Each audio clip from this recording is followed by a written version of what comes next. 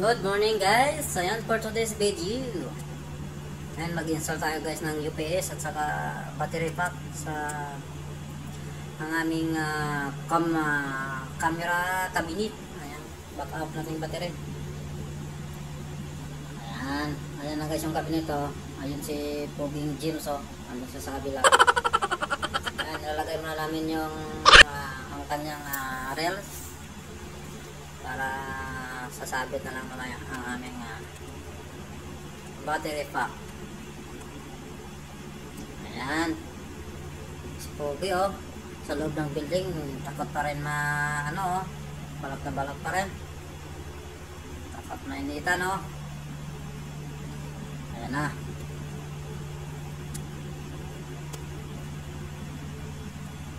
Sa loob pala yan guys ng building. So ayan yung ikakabit namin dyan for mga equipment para sa aming project na CCTV camera dito sa court ng Canada. Ayun oh, dumating na yung takot oh. Nandun na yung breakfast namin guys. Almusal muna tayo. Ayan na nga, nagbabalik na kami. Ayan na. Ayan ang kakabit namin guys oh. Ayan. Ayan. Siya namin kasama. Indiano. Ayan, battery pack. Ayan, EPC made in Philippines yan guys. Lahat ng kinakabit namin from Philippines. Galing sa Cavite. Doon yung gawa yan eh. Ayan, Indiano yan guys, kasama namin.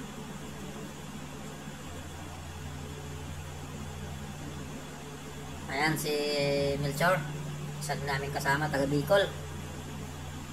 Taga Bicol.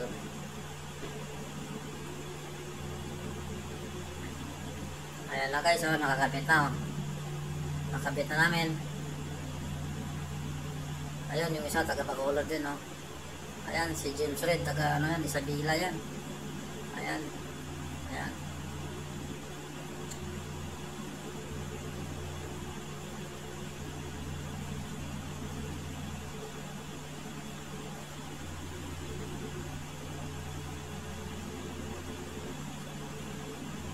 Oh. Iko-connect na oh. Pero hindi pa gagana yan guys. Wala pa. Magkakabit pa kami ng dyan, ng power supply. 220 volts saka fiber, saka meron pang UTP cable.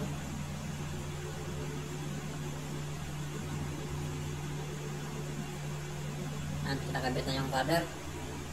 Baka galing mo talaga. Ayan o, ayan sa taas yung fiber, patch panel ng fiber, tapos UTP. Ayan, tapos yung switch andun, maliit lang yung switch.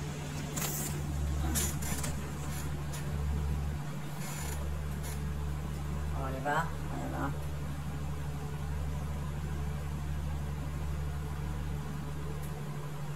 Oh, anong nagawa mo dyan, James? Pa-picture lang yan guys eh. Pa-picture lang yan kunwari eh. Makulit din eh. Ayan o. Maraming salamat pala guys. Ayan, thanks for watching. Like and share and follow my Facebook page. Ayan. Bye-bye. Thanks for watching guys. See you next video. Babu. God bless.